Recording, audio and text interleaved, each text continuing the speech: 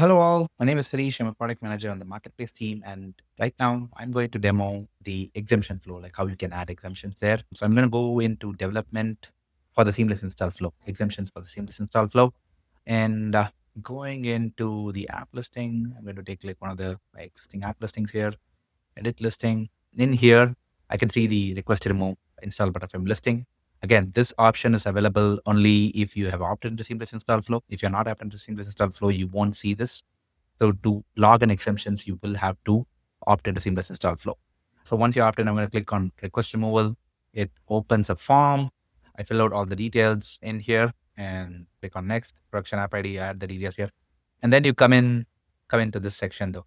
For reason for exemptions, current reason for exemptions are complex onboarding, legal constraint, and others. So you have to select one of those.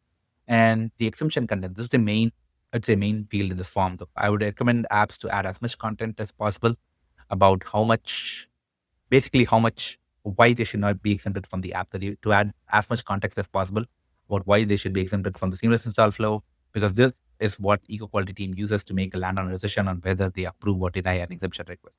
In any additional questions or important details, you can add other additional questions that you have regarding seamless install or why with regarding your app.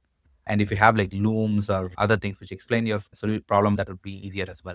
So the more data you provide on exemption context, the better it is the easier it is for equality to make a land on decision to understand the problem and go along with that. Now, and then you have to agree to all these terms here. Again, I ignore the marketplace test because this is a QA test environment. So that's why you have it though.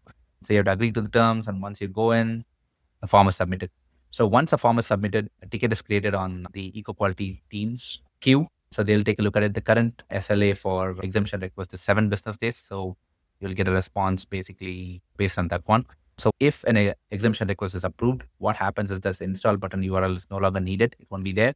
Instead, the schedule demo will be a mandatory field. So you will have to add like a meeting or a contact form or both in that case, just to show you what it is about. So I'm going to go to an app which I know has meetings and setup.